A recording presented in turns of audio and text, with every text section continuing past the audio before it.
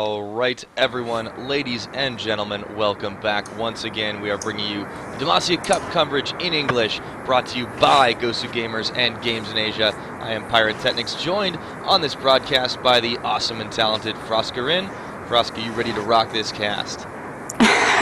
I'm always excited for the Demacia Cup. For those of you who aren't familiar with this tournament, it is a 28-team tournament covering LSPL, LPL, and TGA Grand Prix teams. There's no qualification, no circuit points here, so whoever wins this tournament doesn't get like a free pass into Worlds or anything like that.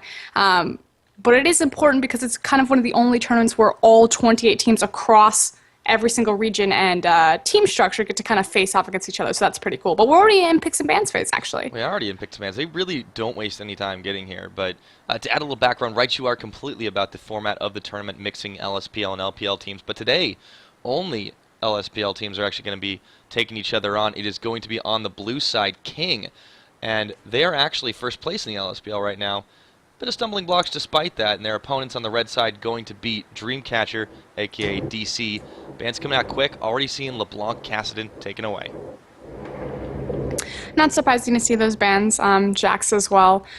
Kale, huge popularity. I feel like it's either banned or it's picked and played every single time. Again, these teams are going to be King on your blue side, and Dreamcatcher's DC is going to be on your red side. As far as a little bit of background behind these teams, King is currently placed first in LSPL, although I don't know how much that really counts for anything because they haven't faced any quote-unquote, like, formidable teams. I think they split with Energy Pacemaker, which I believe is kind of the best team that they've faced so far, so still have quite a bit to prove for themselves, but the standings do show that they are currently ranked first. And of course Dreamcatcher going to be wanting to take this best of three and put themselves over the edge on this one. They're going to target out that Cassidy on the second pickup. Lulu was removed on the side of King. Two also pretty popular picks, one region specific, maybe not so much the other. Yasuo going to be the last ban though, and look at that, an instant Braum hover, instant locking from King. They really want that pickup.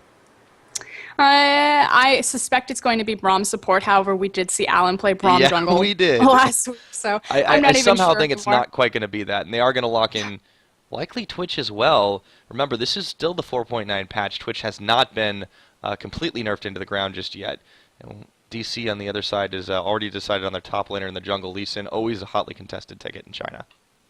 I'm actually really curious if they're going to go through with this Elise into the Lee Sin counter. I feel like we've been seeing a lot of Kha'Zix, despite what you said. It is 4.9, so Kha'Zix is technically weaker now than he was, but I still see him preferred more than Elise. I don't know if it's his style, the fact that he utilizes a little bit of stealth, and that helps against Chinese warding, but he seems to be the go-to, but it is going to be the Elise lock-in. It's another higher-end tier jungler, but I'm really surprised they didn't opt for Evelynn.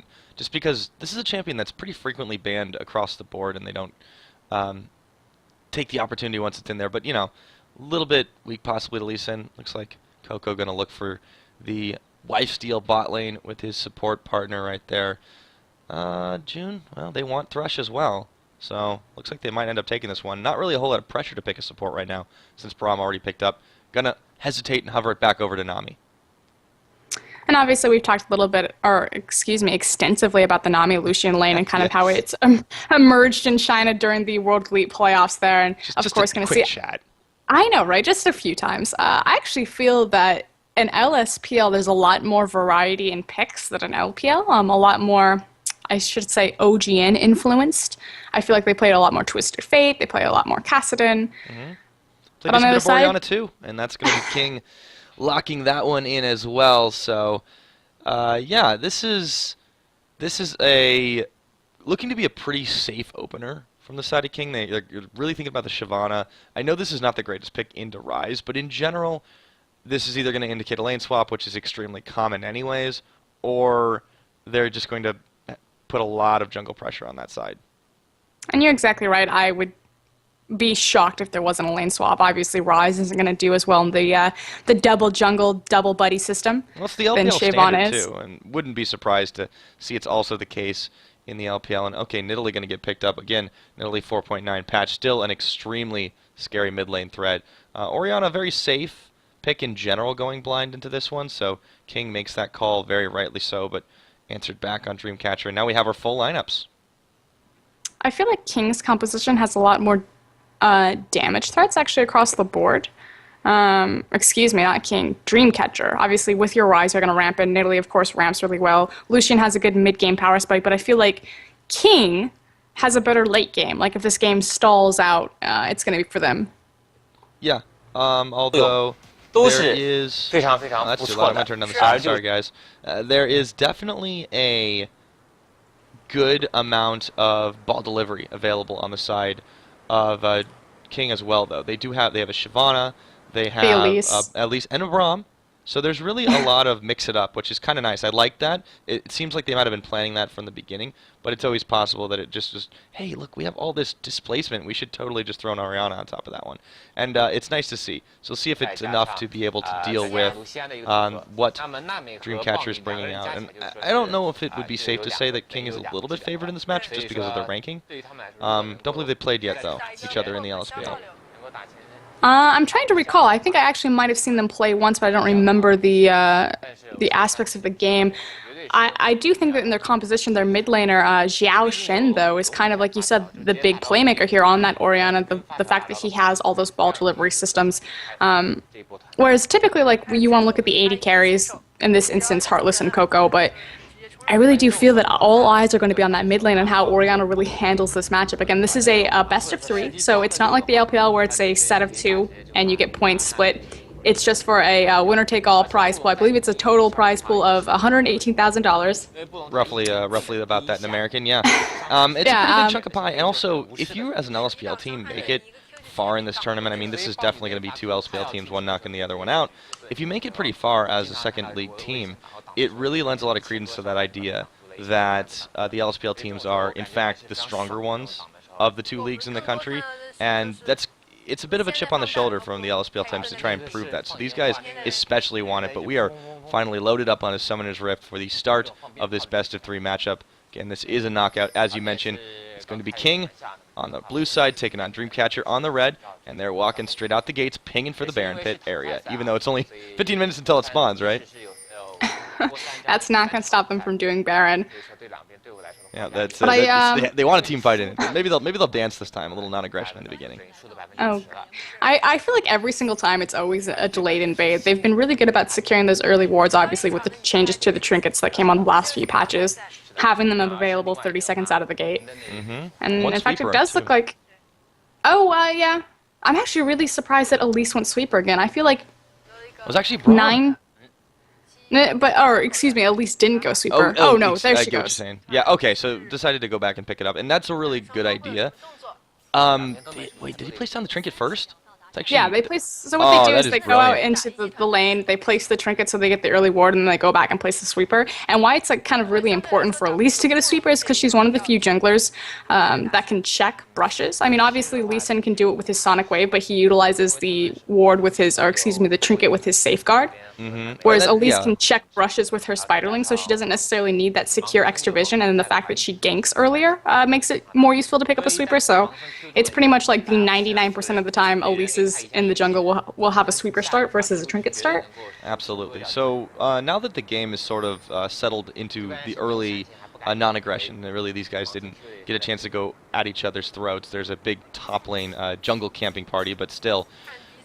which of course indicates that lane swap. It's a delayed invade. Oh, they are going to do it. Okay, cool. So they should be able to get away with this, force this one away. But I wanted to talk a little bit about the items just because you look at this mid lane on the side of Dreamcatchers. Nidalee picking up a Crystalline Flask first. A really curious choice just to avoid a little bit of early Orianna damage. That's not a favorable matchup for her. Obviously, Ori can just throw on her shield, her E, and start going to town onto Nidalee. So having the Flask is just to really survive the lane phase. I've never seen a Nidalee go that scared, so I don't know if it's just respect for Xiao Shen there from Yali or not, but... It is a very conservative start. I understand like why it's doing it just because this is not a formable matchup or not a favorable matchup for Nidalee, excuse me. At least not the first 6 levels. Nidalee has a very, very rough early laning phase, especially 4.9 Nidalee that not quite as tanky as you'd like. Okay, so blue buff does get picked up on the other side. No problem for King. They just say, okay, we can't take ours, we'll take yours. And then they're going to do the jungle buddy system. Well, actually this time it was with Braum because top laner Sky is going to be hanging around on the bot side of the jungle. So we see this very normal strategy developing once again where the bottom side jungle on either side of the river controlled by blue team, vice versa for red team. And now it's the Malashingo and Sky there butting up on the Wraith camps. Shingo looking to make some early plays, but he won't really need to if this does result in a couple of towers, because this is just going to free up a lot of map pressure in general for both teams. Mid lane continued to trade tit for tat. Actually, a little bit better farm for Nidalee, very inconsequential amount, but still, that's pretty incredible coming from a Nidalee that just, again, does not have an extremely strong opening. Yeah, she's only about 3 CS ahead just because Ori had a few CS in front of her that were under health, including the cannon minion there, so it's a little bit closer than that count really. Ooh, but actually... Yep, this guy hanging out in the bushes. Looks like it's going to be a 3-on-3 gank because... Oh, wow, this is going to coalesce in the middle of this one. And Malashingo, hanging around in that bush, still decides, oh, we don't want that really. We want to go over to the Dragon Pit instead, so they're going to call over just about everybody. So King may be trying to sneak this dragon at about 4 minutes here, and it's not being contested at all. They're only going to trade Wraith camps for it. What a nice maneuver from King to pull this early objective and get themselves a nice chunk of gold. Still no first blood 10 minutes into the game, but this is more common than not in the Chinese scene, seeing a early objective like Dragon going down before they actually get a first blood, unless there's a team fight, of course. Yeah, I actually really like the read from Malashingo right there to say, okay, let's look mid, let's see if the jungler is going to show up here for a gank. If they don't show and they're not showing top, then obviously they're either back or they're in their own jungle, so we know that this dragon is safe. And obviously they know that they have complete control on that side of the map because they have the 2 people in the bot, so really nice strategy there. I'm always really impressed with the LSPL teams and their level of strategy. I feel like the games are almost more exciting and more strategical to watch than the actual LPL matches. Yeah, I think they're a little bit more like a lot of other counterparts, like in OGN perhaps, or in, I guess NLB would be the equivalent, you'd say, but even if it's some of the same teams, they, well, I'll talk about it in a minute because there's definitely a lot of people coalescing on this top tower. Sky trying to defend it out, but he's getting just, they're not even quite diving on him yet, but here they go. There's the Rune Prison locking him up. Health bar is melting rapidly. This will be first blood. It took just a minute to get going, but Yali was taking shots as well as Kluo, and they managed to pick this one up. Should be able to push this tower down as they realize what's happening.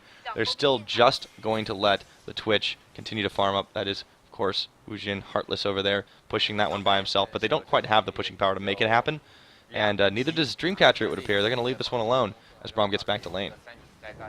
Just killing off all that CS. Fantastic job with tower juggling right there and allowing Coco to get the first blood after the 4-minute mark. So the full 400 gold being paid out to that Lucian, that's exactly where he wants to be, especially facing off against a solo farm Twitch there. But 10 CS up. 34 to 44. They did a really nice dive in that. Normally when you see a dive, especially with less experienced teams, you'll see the team going all in the moment they reveal and just wanting to put the damage out as fast as possible, almost in like a panic. But this time, you noticed, they were in no hurry on the side of Dreamcatcher. They all got into the area. Sky was like surrounded by 4 people, and they weren't even attacking it. They were just waiting for a good position, and then they went in. Such control out of Dreamcatcher, and it got them, netted them nice and easy kill, and Sky knew he had nowhere to go, and he just pretty much accepted his fate. And up in this top lane, Sky's going to get some babysitting right now from the form of Little Bun here. Yeah, still uncontested in this bot side as Wujin continues to free farm it up, and Twitch is a very, very scary later game threat, although he does have a deficit in his farm right now. Lucian doing a lot better on Coco, and I don't know if it would be safe to say that Coco is maybe the better known AD carry. He's definitely one of the members to watch for Dreamcatchers. One of those names that people tend to remember a little bit more, and helped for me by the fact that it's written in English as well. I don't have to constantly be translating it in my head as well. Okay, so Sky, whoop, ooh, he's going to trade a bit of damage to Coco. That tower is pretty low, though. If they want to dive it, they're going to have the potential to do this. But again, Lucian Twitch, this is the matchup that we see quite frequently, and it'll be more apparent in the later game as well, that this is a kind of a thing. Whoop, Spear's going to fly, and, well, Kelly going to help out the rest of his team over to this blue buff as June starts it right on off. They will be picking that one up for free, pretty much not really going to be contested. Lucian going to be able to back. Coco has himself a nice, decent farm lead, should be able to start onto his, well, actually it depends on if he wants to go for the Bloodthirst Turret. Looks like he does. He's going to be picking up that BF sword first and the long sword to compensate it as well.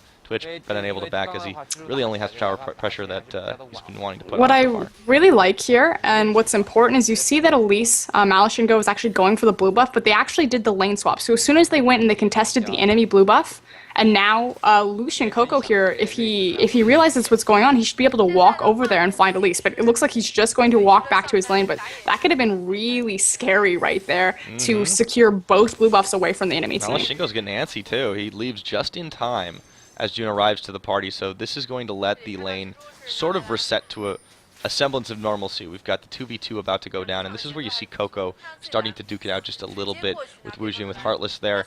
But he's not quite back in lane yet. He did actually back, so he could go ahead and pick up his Bilgewater Cutlass as well as add in another piece of his Bork there, the dagger, and, well, he's going to stop on his way and pick up a couple of golems, and then he'll be able to head back into the lane. This is going to be a decent matchup for Twitch, despite being down a little bit of farm. But up in the top lane, Sky and Yali are going to have a little bit more trouble. Well, at least Sky's going to have a little bit more trouble because Ryze, one of those counters to the top lane tanky bruisers. The big issue that I actually see on the map right now, you were talking about the bottom lane, the 2v2.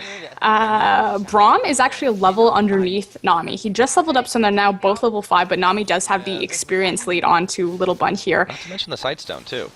Well, yeah, and the fact that Heartless was effectively left alone in the lane to get free farm and experience, he doesn't have a lead on Coco. Now Malashingo looking to go in on this, but he doesn't realize he's standing on top of a ward. He's going to go in anyways. Coco's taken pretty low by that Braum. He's going to get the lockup onto June. Here we go. Diving forward on it, but it's getting turned around by Coco. Repel's going to come up. Braum is going to unbreakable the culling, but it does still deal a bit of damage. And here comes Wujin on the outside. See if he can get the kill. Oh, kick. Oh my goodness. That was not where he wanted to be. Has to spend both summoners just to get out of that situation, and they do not manage to pick up Cluo either, so no deaths. This is an extremely low death game, actually. The finesse these teams are playing at. It's more about rotations and map pressure so far. We did talk about, obviously, the nice First Blood top, the early dragon, the fact that they contested both blue buffs.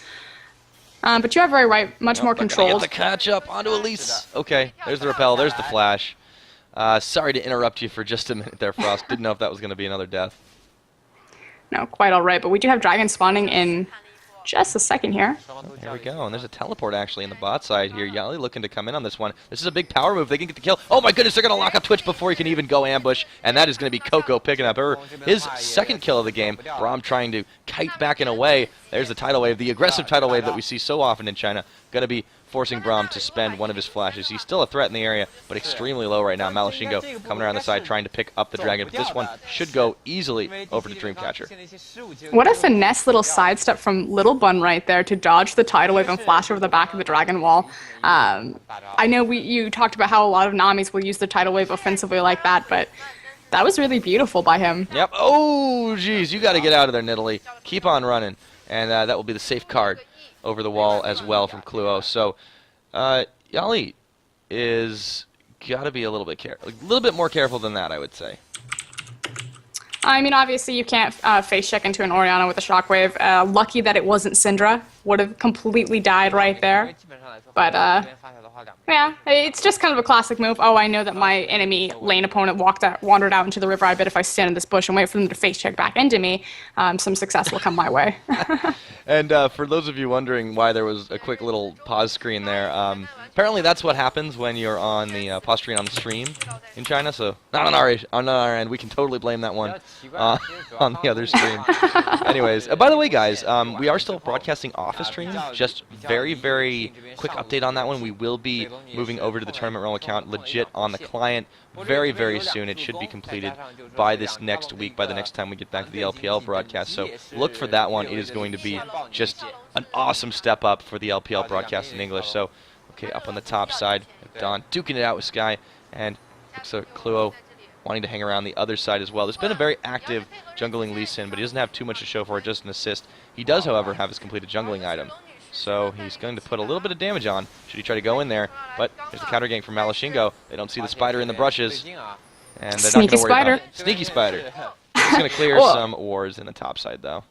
What I do want to address while Malashingo and Cluo are actually kind of in the same side of the map, 38 to CS 252 on a Lee Sin to have the advantage right there. And again, another blue buff contestation and steal, effectively. Yeah, they are not giving each other any respect in this top side or the bot side jungle, and it's just been one blue buff sneak after another for both these teams, and they're just sort of trying to out-juke each enemy team. They don't want to engage hard. I think both these teams have reasonable mid-game scaling, and that's what they're waiting to hit, this power spike where there's already towers taken down, and they can have big fights over the dragon. So far, the teams have split 1-1 dragon as well. And of course, you know, once it is 50 minutes, Baron's on the table. But here's a big dive. Oh my goodness, Twitch getting taken extremely low. The tidal wave being spent. Coco gonna mop that one up as well. And all of a sudden, it's Little Bun on his own, but he's gonna get the stun off. And then there's gonna be a culling quickly spent by Coco. Here comes Malashingo trying to get the kill on the outside. He's gonna lock up June for just a moment, but he's getting taken low as well. The bubble's gonna not land. Coco still putting pressure on him. And here is a big maneuver from DC to try and take this tower down. They should be able to put a whole lot of damage out. Looks like they will take it down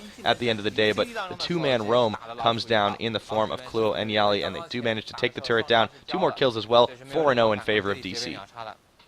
Unfortunately, King's bot lane just straight up lost to June and Coco right there, and with that, they lose all of them that they needed. I mean, we've effectively talked about how when you have a 2v2, that lane swap right now, that the map gets cut vertically rather than horizontally, which means that the blue buff has been denied from Orianna every single time, and their chance to now secure an enemy blue buff for her, which they had been previously doing, at least Malashingo had been taking it so they wouldn't get 2 buffs, completely lost right there, and the fact that the bot lane just straight up lost the 2v2. Yeah, definitely miscommunication on that side of the bot lane too. You could tell Heartless went in a little far, and there wasn't the backup from Little Bun to try and make that stun up. He did go in and pop down a Q just to get a little extra stacking for the concussive blows, but he didn't get enough damage onto him to make it to really finish him off. And then you can't leave somebody like Coco, especially a 2-kill previously to that Coco, even half alive, because he will burst you down. This is what Lucian does on 4-9, an extremely powerful, quick bursting AD carry, and Coco picked himself up 2 more kills for the trouble. Very much the powerhouse right now of this Dreamcatcher team. Yeah, and making the correct read here. Seeing Coco in that mid lane does have the BT and the Sheen available to him, so you are correct. This is the most dangerous that Lucian really becomes in mid game, the biggest power spike that he'll have over his enemies, and he'll be able to burn down this tower very, very quickly, utilizing his passive. This spear dodging master, although he can't dodge all the Lucian shots as well. Gives himself all the way down to half health with a piercing light and a few more. Coco getting a little greedy, trying to push forward. He will tank a few tower shots, but there is plenty of action in this mid lane. The DC team is roaming as for very well. They do have a teleport available on Dawn should they need to spend it. Well, looks like King wants to go in on this one, but they've got to be extremely careful right now. Malashingo's already backed, and here he goes back in again. Twitch is invisible. They're going to look for this one, Heartless, and there is the big ultimate on Braum, but it's only going to land down on June. He's taken really low, and Sky's going to pick up the kill on him. Meanwhile, Heartless in the front of all the action, putting a lot of damage out with the rat-a-tat-tat.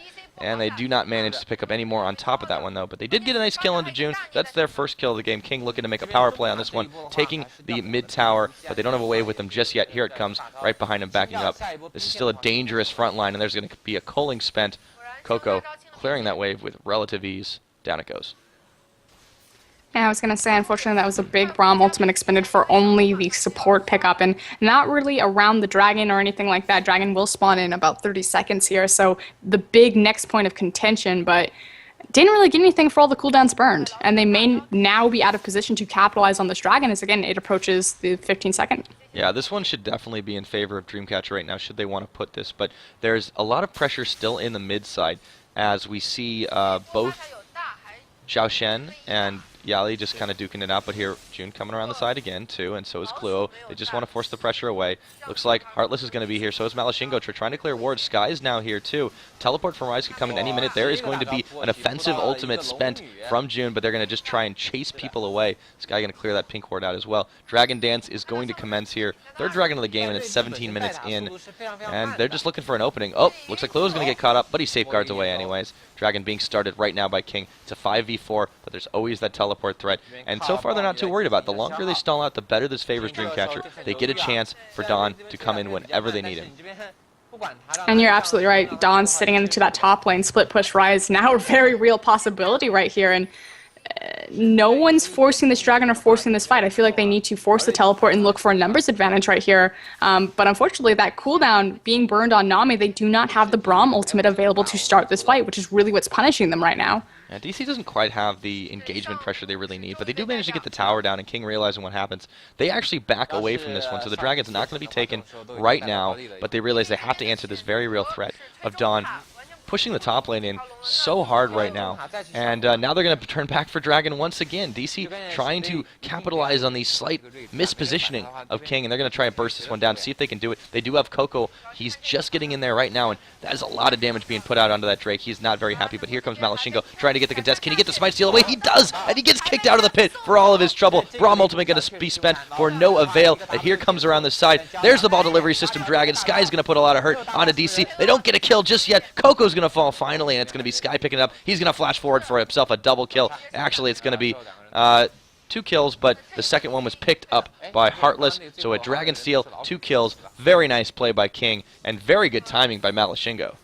I was just going to say, the position on King on that last rotation was awful. They were effectively going to lose 3 global objectives to nothing, but they finally made the call, had the Braum ultimate, had the Dragon's Descent for the hard engage, and made it happen. A fantastic steal from Malashingo right there. Yeah, and even though there was no one hit by Little Bun's ultimate, that was a really fantastic use of it to just zone them away from the pit. It had already gone down, but they were in full retreat, and it did line them up pretty nicely for the Dragon Descent on Sky, and then really good placement of the ball as well. So a very good team fighting presence, and this is a team that gets pretty good into the late game. Twitch, I would argue, has better scaling than Lucian, especially the later the game goes. It's only 19 minutes, but seeing as how the lanes have already evaporated, Lucian's calling the longer the game goes on is going to be more and more useful for clearing waves and less useful for putting damage onto single targets.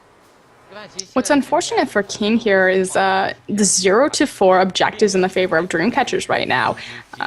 They pretty much have 0 map pressure just because of how the waves are, and they need to start focusing. Now that Dragon is down, they need to start looking mid, but unfortunately, like you said, that calling being utilized to clear waves and the fact that approaching a Nidalee on a tower is pretty dangerous at this point in the game because those spears are really starting to hurt. Yeah, speaking of hurt, Sky's taking a lot of damage from Dawn in the top, and this is just, no matter what stage in the game you are, this is an unfavorable matchup, and as long as they want to leave Sky in the top, it's going to cause problems for King. That top lane, very much under a lot of pressure, and they have managed to get towers. They will pick this first one up in the mid, though, so a nice 4-man squad manages to power on through, and they take it down. They should rotate top. Yeah, they are rotating toward that top. It's almost like they're listening to you, Frosk. It's almost like I knew that they should have gone mid and taken that tower. Yeah, and now they should rotate top and dive that rise. Actually, they're wanting to try and commence a Baron dance. It's 20 minutes into the game. No. I think if I look at my LSPL watch, I believe that is Baron time. I'm going to do it. I'm going to set up a timer, and anytime a Chinese team goes around Baron or sits in that pit, I'm going to hit the timer. We're just going to see how much time is waffled and wasted in that dead man zone. It's never wasted. It's just a very elaborate interpretive dance, and the winner gets the Baron. I feel like they throw that ball so hard that it's still up in the air. There are some Baron throws that were thrown so hard that even though those games are over and done with, that throw is still up in the air. That's a very deep statement when you think about it. You really should consider going into philosophy. Yeah, I mean, casting is okay, but you can definitely. I remember some OMG games that still like burn my soul, but this game we are King TC GC. I'm just gonna try to. A little post-traumatic stress there, huh, Frosk? Okay. It's coming all back to me. Shingo, this guy is so good at dodging those Nidalee spears. I don't think there's been one connecting on him today. And remember, this is still extremely scary Nidalee. This is a near death cap Nidalee. And you gotta wonder if the Crystalline Flask hadn't gone down early, if this would maybe be a little bit different right now. But so far, been effectively neutralized in this mid lane. Just not at all. Actually, both these mid lanes, although you got to give a little more credit over to the side of King, as we've seen Zhao Shen actually doing a lot for his team with the ball delivery system, but Yali just hasn't made an impact. I can see you rifling through your notes. How do I say it? How do you pronounce his name? I'm trying really hard. Is it coming through? But as soon as I say that, I get proven wrong because he manages to land a spear onto Little Bun. But I mean, this is the tankiest member of King, so you're not going to be able to do that much damage. Still manages to put out some, so he'll be backing in just a moment, or maybe he just wants to hang out in the bush. Whoa, near miss on the spear again, but Another really excellent mechanics out of this king side. I wanted to talk a little bit more about, as we're looking at Nidalee. Nidalee's still 0-0-0. Effectively has done, I mean, I wouldn't say has done nothing for her team right now, because obviously you can't really measure pressure on a map, but as far as the score-wise, has literally done nothing for her team here. So again, now Nidalee's, she's getting mad. As soon as I'm saying it, the spears are starting to fly. But yeah, 0-0 actually, for a lot of the teams, the only kills this game on DC's side have gone over to Coco, and part of that's deliberate. Remember, they value 80 carries extremely highly in China, but this is a team that has a very hefty weighted 80 carry, particularly, but Coco, effectiveness very good right now. Does start to fall off later on. I know I keep harping on it, but this is when you need to start having Nidalee and Rise start to shine. You are absolutely correct. They need to utilize this Lucian's power spike right now. Unfortunately, because the map is so split open, again, they've taken down so many towers that there's a lot of space for King to run around in. They don't necessarily have the best hard engage. They have the tidal wave. I mean, you can get like an insect going, the Dragon Rage on the Safeguard. You have the Rise W, but they don't really have that Braum ultimate, that Shockwave, that Dragon Descent going for them. So it's very hard for them to lock down this King team. Yeah, they don't have the greatest hard engage. You have to try and get an angle on single targets to be able to lock them up. You've got Dawn is able to get a second stun off. You've got Cluo. He can do the little jump, ward hop, dragon kick back, and then try to lock somebody up. But Dragon about to be up in 5 more seconds, and this is the more comfortable game that both teams know and love. Forget sieging towers. It's all about those neutral objectives, right? Well, this is actually what Dreamcatchers really wants, because again, giant shockwave onto June, but they can't capitalize on it. Rise in the area too. A lot of it just used to distract from the fact that they're starting the dragon already, and Dreamcatcher wants to take this one, but they're not in a position to do it. Fight's going to commence. There's a big Braum ultimate, and they are diving all forward. The Dragon Descent goes, and Nami uses the wave, but it doesn't do a whole lot to everybody. On the outside, you have Heartless trying to put some damage out, but he's taken pretty low. Manages to just put damage down on the other side, and no fatalities this game. Just a lot of damage. Dragon did go over in favor to King, so of course there's a big bonus for them right there, but unfortunately that cooldown, super important, again, burned on June there. I feel like June is getting every single Braum ultimate for himself, every single shockwave for himself. Not that it wasn't a nice shockwave because it almost killed him, but effectively if he had had that shockwave available to him on the Dragon's Descent, completely different team fight. Dreamcatchers were able to try to stand toe-to-toe and contest that after the Dragon went down, knowing that the Oriana ultimate wasn't there. And again, this blue buff steal, they are relentless. Yep. Oh, wow. Clue's going to get locked up. Sky's in there, too. They want to fight this one out. Dreamcatcher put a lot of pressure in this jungle side as they had a little bit of time and didn't want to opt to push in that mid as well. Oh, Coco taking some damage on the Venomous Cask. But they stayed a little long, and this is where it gets a bit dangerous. You're still low from that last fight. Here comes Heartless trying to find an angle where you can put some damage down. Oh, Spear's going to land, though, in the mid side. There's Nidalee hanging around the side. Those are getting deadlier and deadlier. Malachingo can't dodge them all, and he takes one to the face. But here the pressure continues from Dreamcatcher. 25-minute 0-0-0 Nidalee. There we go. That's all I'm going to say. Yep, it's a very unusual thing to see, but maybe they're getting used to the Nidalee nerfs that are coming in. Of course, a lot of people still liking it, just in a very different way. Pressure being exerted on this mid tower right now, but DC clumping up nice. Oh, Malachin goes way too low. Can't get involved in this one. Twitch is going to get locked up as well, but the Dragon's Descent going to go in. They still want to fight this one. I don't believe it. Sky tanking up everything, and here is Cluo around the side trying to make something happen. Looks like Coco going to pick up a kill onto Braum. Little Bun went a little too far forward, and he gets gobbled up. Down goes Cluo, though. Whoa! Okay, so they 1 for 1. All right. Totally worth. 2 for 1, excuse me. 2 for 1. He got a kill. Yay! Okay, yeah. So in all of the craziness, we saw actually Xiao Shen going down as well, and this tower should fall. They don't have anything left in the tank, and Dreamcatcher just better at playing the objective game, even though King has 2 dragons to 1. Sky was way too far forward in that team fight, especially without the Oriana shockwave right there. I don't know if that was a miscommunication or what, but to Dragon he effectively, I mean, there's a difference between tanking and feeding relentlessly, and obviously the line is drawn on what your team does with your quote-unquote tanking right there. Sky, that was feeding. You just ran into 5 people and you just died. Your shockwave didn't come down. You didn't kill anyone. So unfortunately.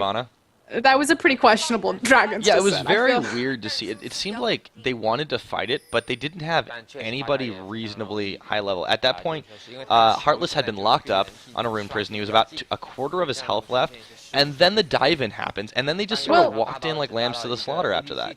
Exactly, and Malashingo had caught effectively every single spear. We keep joking about this Nidalee 1-0-0. You can't measure map pressure, guys, but he had effectively caught every single spear with his Nidalee teeth and only just needs to land one. just that one spear. Oh, they're and pinging she for did. Baron. Here we go. She got one. There we go. Malashingo looking for a catch onto Cluo, but they don't get anything on it. And both Braum and Elise with a couple of nice lockups. Doesn't really happen on anything. Dawn pushing up on the top side. He's got teleport available once again. This is immense split-put pressure. Orianna going to come around the side and try to take him down. Malashingo, he's going to opt to clear waves instead. There's a teleport down to the bot, so top laners will continue to be top laners, even if they're not in the top lane. There's a kickback, though, as Littlebun finding himself caught out. He looks very tasty, and they take him down. Nidalee getting the kill credit on that one. So a 2-0 Nidalee, starting to catch up in the KDA department, it looks like. And it only took 28 minutes, but, you know, yeah, but he's this up there right is now. Baron pressure they have right now. Dreamcatcher knows they can make something here. King, even though they might have come in a little bit favored top of the LSBL, they are a little bit shaky, and you can see they do not have the confidence to follow through on this right now. They have not been winning team fights. The number one issue with King having that title of being the number one team in LSPL right now is, again, we talked about how they haven't really faced any formidable opponents. They did split 1-1 against kind of the only other, I'm going to use the word decent team, Energy Pacemaker HanGong. They split 1-1, but it hasn't meant much for them. This Baron's actually going to force Dreamcatchers off. Baron MVP of this match. I think he's done the most damage. The wave, but it misses. So June just trying to zone away. They want to start this Baron. You can tell. Dreamcatcher, despite being up, is very antsy to get this. Oh, Coco going to take some damage. Heal it back up, though. And now we see King trying to capitalize by moving towards the mid to take out the second-tier turret, see if they can put some damage onto it. They do have a wave with them, and they should be able to burst it down should they focus hard, but this is a dangerous spot to be in. Colling's going to come out. There's the command shockwave. It lands on a lot of people. They want to dive this, but no, they don't. Backing away now. Dreamcatcher will lose themselves a tower on the slight mispositioning. Dragon up in another minute. Should be contested once again, but there's always the present Baron threat. And they're pinging for it once again. They want to fight. They want to take a fight. Here we go. Venomous Cat's going to land. Nidalee getting locked up on everything. Bromwald's going to go in. Shyvana way to the back line. And Nidalee going to fall immediately to Heartless. This is a 5v4 right now. June, he's caught out as well. Going to get stunned up and locked up. Down he goes. The credit goes over to Orianna. It's a 5v3. And it looks like King's going to turn for Baron this time. They can definitely turn for Baron. They have to be careful, though, because Lee Sin is still alive, JK right there, has the steal potential. And obviously, a lot of professionals actually say that when you have a steal, I mean, everyone makes fun of, oh, why can't my jungler smite, just hit the smite? It's actually, a lot of professionals say that the person who's going to steal it has a better percentage of getting the Baron just because they kind of have the element of surprise. Yeah, you get lulled into a false sense of security sometimes. Well, no, nothing happening right now for them as, whoop. JK going to get really, really close to getting in there. He doesn't get the steal off. The Baron will go over, but Sky is taken pretty low in the process. They do manage to get JK on the outside. Coco getting locked up, too. If they can get the kill on him, the command shockwave completely whiffs, but they take down Coco nonetheless. Heartless is looking very good right now, and he's caught up in KDA. And this is kind of the King that we were expecting to come in from here. Not that Coco isn't a fantastic AD carry, but King does have the record of being first in LSPL. It was a little curious how they were down for so long, but now coming up into the 31 minute mark, 47k to 43, so a nice 5k advantage in their favor. 8 to 7, a very slow kill game. It's funny, I actually feel that the meta is very different watching kind of the LSPL teams play as we've gotten a little bit more familiar with Demacia Cup. You have to think that in China there are 20 League of Legends servers. So just think about that right now. There are 20 servers. There's quite a large player base as well. Yeah, there's a huge player base. But 20 servers, there are over 1,000 challenger teams. Yeah, so it kind of makes the perspective a little bit more enlightening, I'd say. But these really are teams that have faced a lot of competition and a lot of just raw talent in the region as well. And China, in the West, China just isn't really seen as much, and it's not well known. This is, of course, something that we're definitely trying to change. But these guys just don't really get considered very much by their Western counterparts until we come up with big events like All-Stars and things like that. But they're always an extremely powerful region, usually just behind the Koreans. And even though they have incredible mechanics, sometimes strategy is lacking. Not the case this game, as both King and Dreamcatchers looking very, very professional right now. And that's the thing, like, this really looks like a game from NALCS, and my thing is, I feel like the talent pool is so much bigger. Like, you have to think in LPL, you're facing the same 8 teams over and over. OMG, EDG, their strategies have actually stayed very stagnant, although Teamfight looks like it might break down over this That is an tower. interesting point with the LSPL, that Yeah, you have all and I these feel like teams that are always coming and going, and you have to adapt to so many strategies. yeah, exactly. And they're just the picks seem a little bit more consistent with what we see on the international scene. They play certain picks that OGN picks up a lot better than we've seen in Still LPL. love that Nami, yeah. And so I feel like the meta is definitely very different in LSPL, which kind of lends to the credit that people believe that it's actually the better region. And I can kind of see, like, right now, even though this isn't the most exciting game, the strategical, tactical, and map pressure decisions in this game are leaps and bounds over a lot of LPL teams. What are you talking about? This is incredibly exciting. I'm on the edge of my seat. This tower's gonna fall. Oh my god, come on guys, let's go. Now they've been putting a lot of pressure on it. This is the continued siege pressure from King, but they've got to be careful. There's always loose spears flying left and right, and Coco is calling away every mini wave that comes his way, but he's got to be really careful. Here's the dive on, and they get the wave, but Coco, he's being focused down so hard, should fall after this one. Oh my goodness, he nearly survives, and they take him down at the end of the day. Heartless getting the credit for that one. Chasing forward, the Rat is putting out the hurt, and it is a 5v4. Tower going to fall now. They cannot contest this one. Dreamcatcher very slowly but surely getting forced back on the back of this Baron buff that King is using so effectively. They finally get the tower. They had to expend a lot for it, and their Baron really didn't pay off. So yes, a fantastic job from Dreamcatchers right there for the anti-siege. Obviously, those Nidalee spears and that Coaling coming in very much handy, but King didn't get out of that Baron what they had wanted, really. They did manage to put a little bit of pressure down, but they got a tower. they got a tower. They evened up the tower count, and there's really only it's actually dead even lane-wise, just because the towers that have fallen have been the exact same ones on either side. The difference that you're starting to see is Dreamcatcher, although they looked very strong in the opener, they don't have great hard engage, especially not now that Lee Sin and Lucian really have started to fall off. Coco is really not putting out the damage he used to. He's going for a Blade of the Rune King now, but he's just trying to sustain up through these fights, and Twitch is just wrecking his day. Heartless definitely has the range advantage on him as well. Obviously able to sit in the back with that rat-a-tat-tat while the Dragon Descent, the Shockwave go in, or the Repel Shockwave. It's a very nice wombo combo team composition. It's really favoring King right now as they find kind of these open match fights. Well, unfortunately, as they're focusing on Orianna. DC does not have a lot of armor on their side. In fact, the only member of their team that's built any armor at all is actually JK. And this is giving him an advantage right now. He doesn't even need a Last Whisper just yet, even though he's building up to it. And he also has a lot of incomplete items, actually. He's sitting on quite a few recipes. Yeah, it's sort of like a what do you need at the time. It's a patchwork Lee Sin build. Not the most effective. Well, I mean, it's the grandmother's quilt Lee Sin build. He can't really tell what he's building. He can't see what he puts on in the morning. Leave the guy alone, Frosk. All right, another siege going on. I want a Lee Sin skin that's like dressed by your grandmother. Oh my god, that's just because he can't mean. tell. Whoa. Speaking of mean, Sky gets kicked away. So apparently you can kick a dragon out of the way. That is a very, very powerful foot pressure. But they're gonna take again this. A very oh my goodness. They have to utilize this ult because otherwise it's a huge waste. Yeah, and that's one of the proper ways to utilize the Nami ult, but it's not gonna push them back. They're just gonna go right back on in and look at the siege pressure they have. Sky tanks spears to the face and he doesn't care. Bubble lands on everybody. There's still no way they can hard engage this. The split push is coming out of Dawn.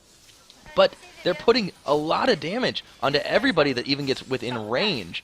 And Lil Bun gonna jump to the rescue and tank up a lot of damage. They do trade tower for tower, though, so at the end of the day, despite the 4-man siege, or the 5-man siege, 4-man now that Sky's gone back, looks like DC actually just about evened that one up because nobody was there to contest Dawn.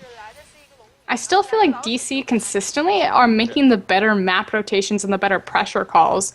And I feel like the only thing that's really keeping King in this game right now is their wombo combo composition. Did it hurt to get a free Baron? No, which another Baron's about to spawn in a minute, but I honestly feel like Dreamcatchers looks like the smarter team. Dawn obviously being a huge part of that with that split push top lane rise. Who knew? Well, they're able to play from behind, and this is a really, really important thing. So these teams, well adapted to one another, are able to keep the pressure on, despite the 7k gold deficit that Dreamcatcher finds themselves in. They're in a pretty good shape to contest this Baron. Open inhibitors on both top sides of the map, and you can bet as soon as this Baron goes down, whoever does take it, the other team is going to be going straight for that. And despite the fact that Dreamcatchers didn't get the last Baron, they actually really like the Baron dance, obviously because they have that Nidalee pick right there. Nidalee incredibly successful at these objective dances, throwing in a lot of spears.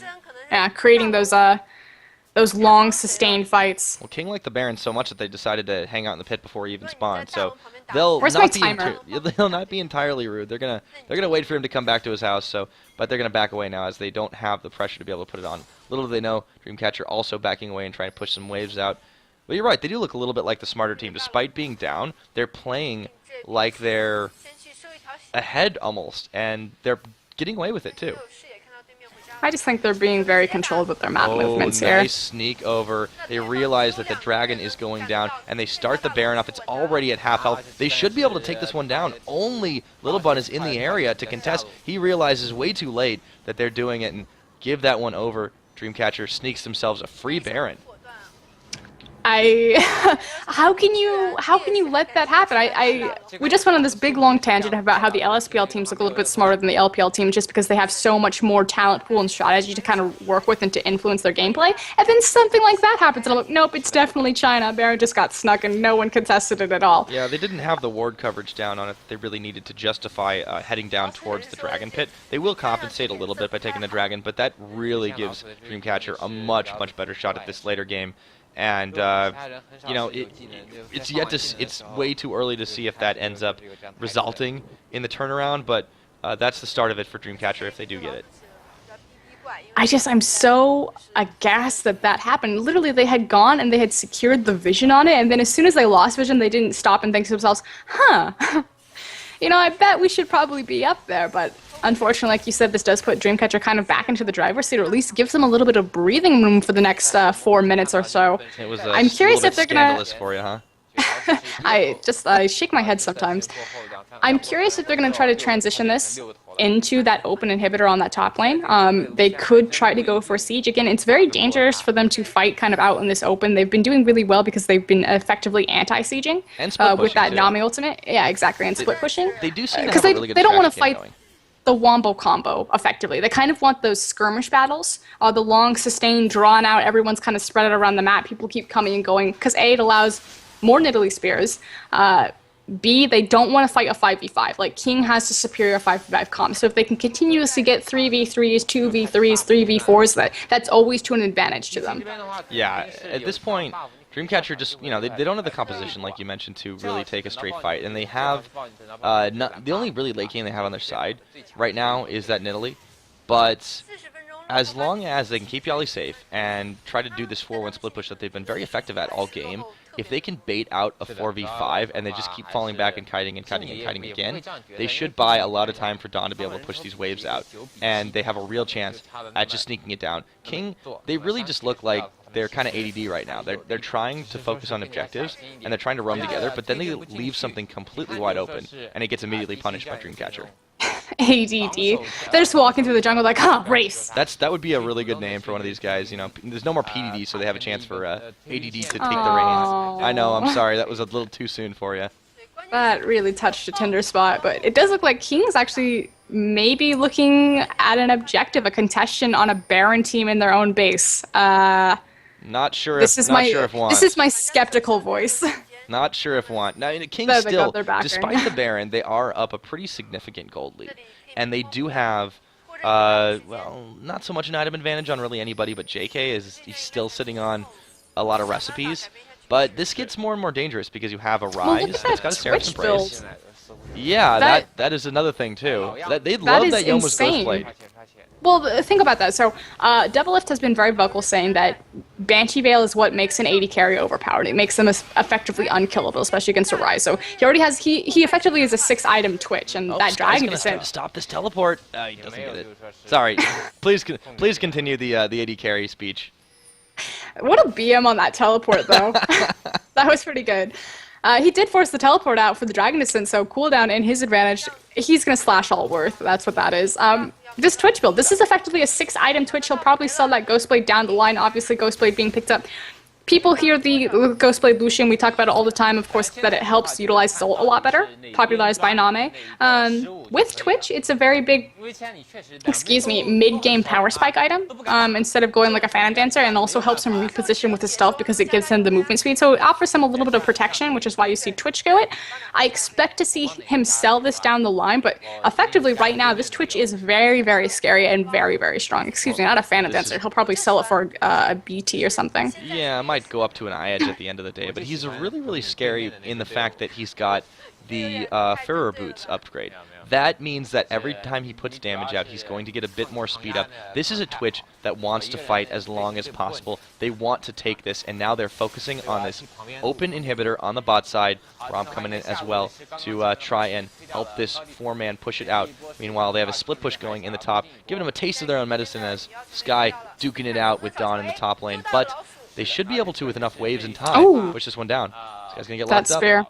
Yep, okay. The nice thing about their composition, as far as King goes, is they don't have to rely on the Dragon Descent for their hard engage. They do have the Bronwelt still available. Of course, you have the Repel and the Shockwave, so a 4-1 split actually works fairly well for them. And again, we've seen already that Ryze is actually a little bit afraid of Shyvana. I don't know if he teleported out of that last time because he didn't have eyes on the rest of the team and he was afraid of a flank, or if he actually just can't stand toe-to-toe with Sky.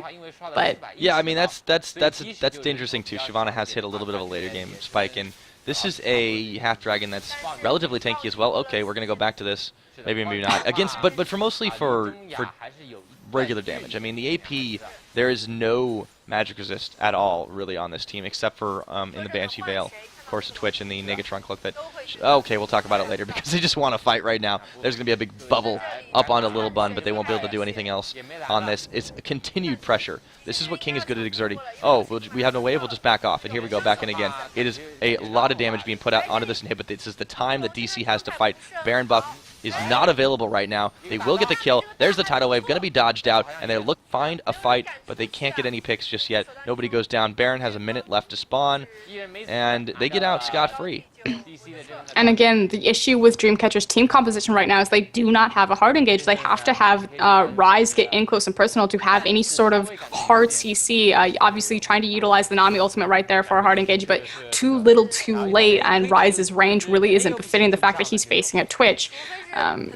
Baron about to spawn in 30 seconds, and I feel like Dreamcatcher is kind of passively losing this game, just kind of watching everything happen. They are still relatively strong. Obviously, they want Nidalee to land those spears ahead of time, but against a Braum, against an Elise with the spider lanes, against someone as tanky as Sky Shyvana right now, not finding the damage that she really needs to. And I feel like Dreamcatchers, they just need to make plays right now.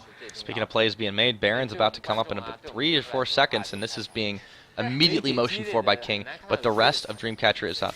Oh, guys, it's a 5v5. We're going to start the Baron. Let's do it. Here we go. The dance commences. Already down to half health right now. If they want to make a play, they've got to go for the steal. JK looking for the outside. See if he can get it. He does the Sonic Wave, and he gets the steal off. Oh, my goodness. He gets out scot-free as well. And here's Sky looking for the revenge, but he's being taken low immediately. JK and Coco evaporate him, and it is a 5v4. And all of a sudden, Dreamcatcher right back into this. They land the spear. The Culling comes out the side. Looks like they're going to lock up Little Bun. I cannot believe how amazing they pulled that one off. And there is the steal coming out of JK, biding his time until the last minute, gets a Sonic Wave in, gets the smite off, and they're scratching their heads on the side of King.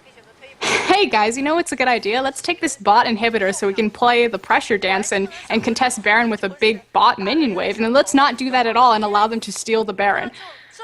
You are harsh this morning. I'm sorry, but that's literally what was happening in their comms. Nothing else could have happened right there. I think that one hurt more than an Italy Spear. There's a big command shockwave, though, and June going to spend that Zhonya's Hourglass very, very well. The teleport coming around the side, they nearly got a good angle on him, but Dreamcatcher is very revitalized by this Baron. You can see that they are completely ignoring the tower shots, just brazenly knocking down the front door. Oh, but look at their base. Now. Yep, their base is in a lot of trouble though. There's a winging wave. It's burning. There's a winging wave, and this is a problem. They've already got one down. The other one could fall very shortly. They have to back away, and King is realizing this is their chance. They cannot let this back happen. They need to take a fight. They're a little low. They could get wiped, but they're going to keep on the chase. This forces them to not spend a recall, and instead they have to walk the slow way all the way back. So even with the Baron buff, this is a dangerous situation right now for Dreamcatcher. Second Nexus turret going to fall. They are racing to try and save the Nexus, and right now this alleviates a lot of pressure for King. Wave going to evaporate, but that was a big oversight by Dreamcatcher there.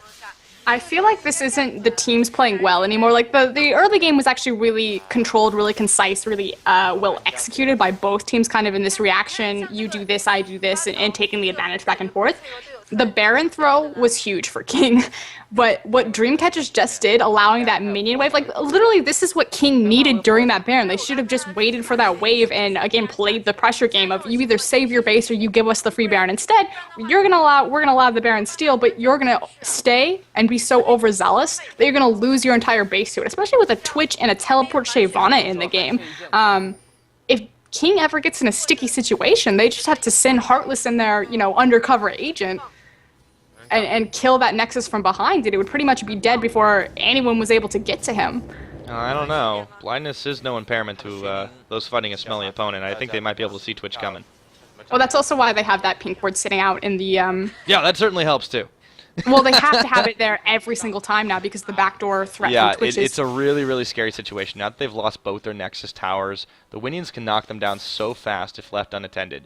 And this really opens up the door to a lot more aggression. Their inhibitor did come back up, but they've got to be extremely careful. If they lose it again, there's immense backdoor pressure that is capable on the side of King, and they want to take a fight here. They just want to burst down the front door. Even with the Baron buff, they're confident to take this one. Little Bun taking a lot of damage on the outside, though.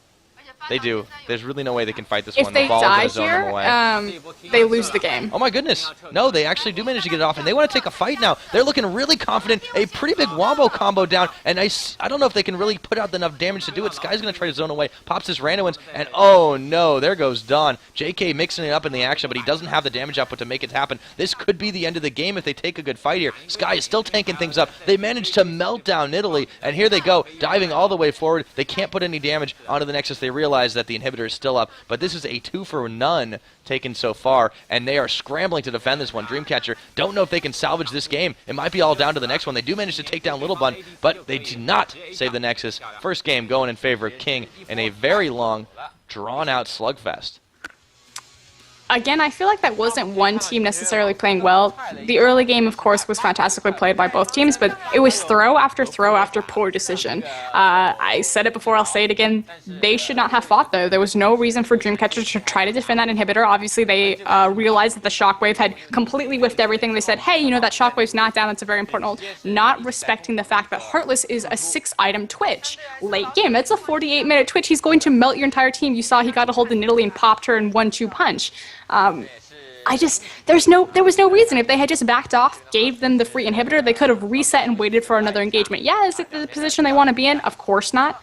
They don't want to have another open inhibitor with an open Nexus there, but it's a much better alternative than just losing the game right there, which is what they effectively chose to do. So I'm really scratching my head over that.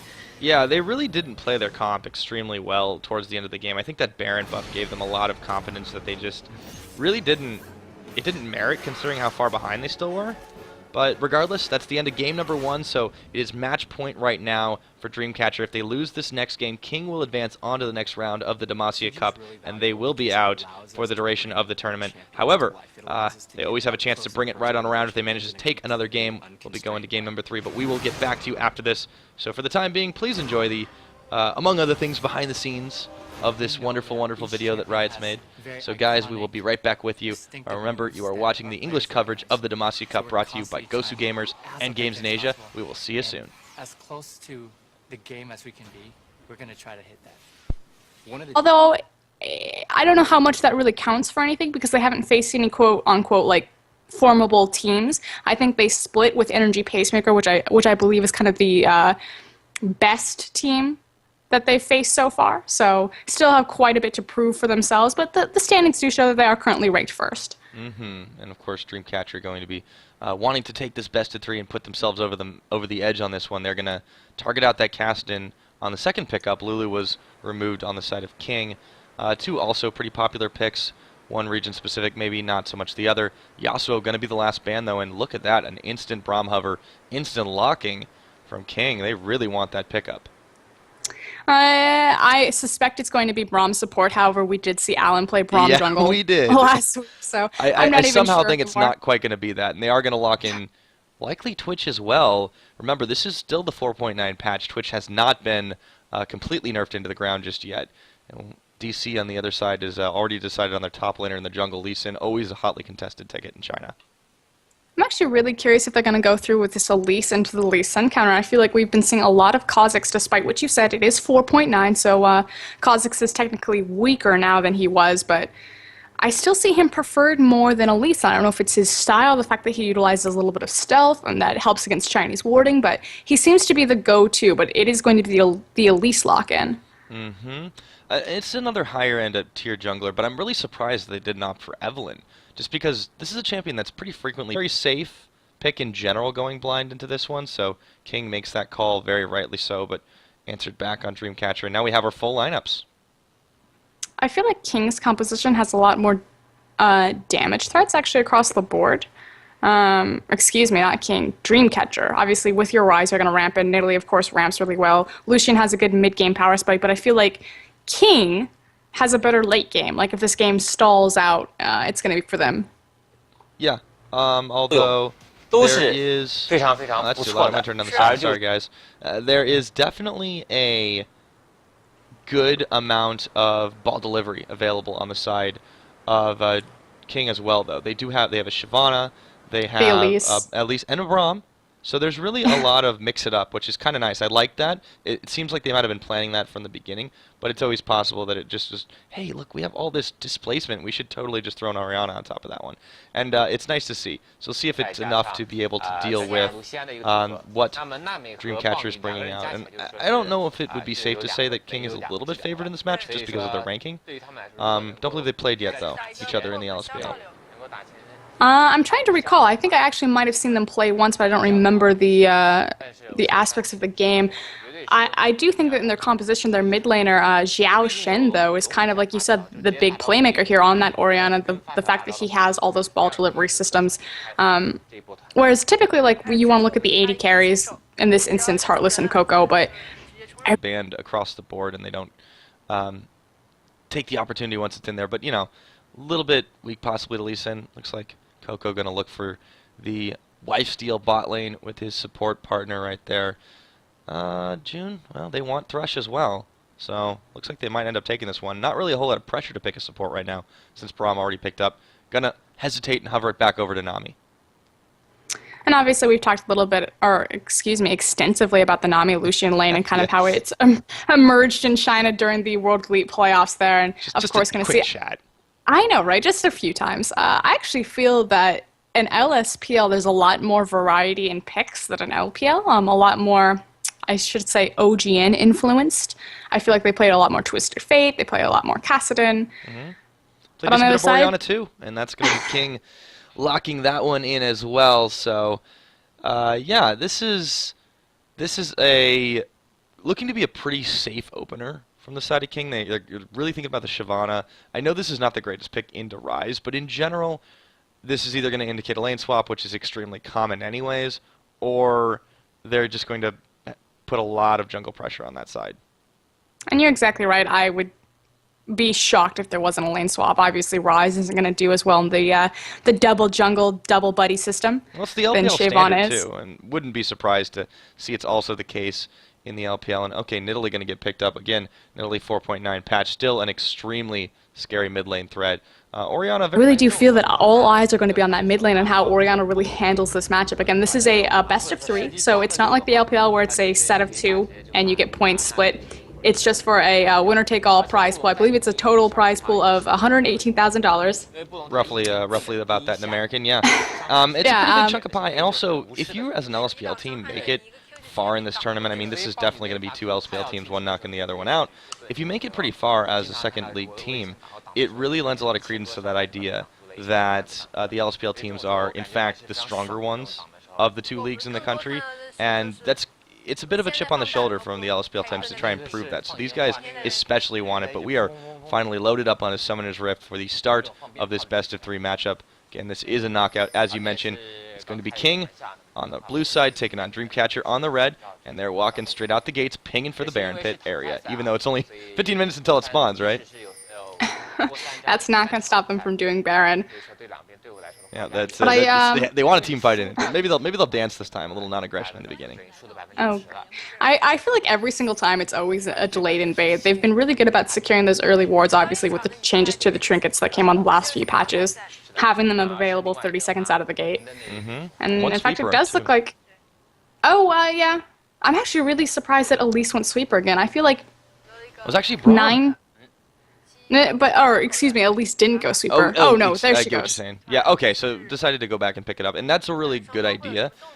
All right, everyone, ladies and gentlemen, welcome back once again. We are bringing you the Demacia Cup coverage in English, brought to you by Gosu Gamers and Games in Asia. I am PiraTechnics, joined on this broadcast by the awesome and talented Froskurinn. Frosk, you ready to rock this cast? I'm always excited for the Demacia Cup. For those of you who aren't familiar with this tournament, it is a 28-team tournament covering LSPL, LPL, and TGA Grand Prix teams. There's no qualification, no circuit points here, so whoever wins this tournament doesn't get like a free pass into Worlds or anything like that. But it is important because it's kind of one of the only tournaments where all 28 teams across every single region and team structure get to kind of face off against each other, so that's pretty cool. But we're already in picks and bans phase, actually. We're already in picks and bans. They really don't waste any time getting here, but to add a little background, right, you are completely about the format of the tournament, mixing LSPL and LPL teams, but today, only LSPL teams are actually going to be taking each other on. It is going to be on the blue side, King, and they are actually first place in the LSPL right now. Bit of stumbling blocks despite that, and their opponents on the red side going to beat Dreamcatcher, aka DC. Bands coming out quick, already seeing LeBlanc Cassidy taken away. Not surprising to see those bans. Jax as well. Kale, huge popularity. I feel like it's either banned or it's picked and played every single time. Again, these teams are going to be King on your blue side, and Dreamcatcher's DC is going to be on your red side. As far as a little bit of background behind these teams, King is currently placed first in LSPL.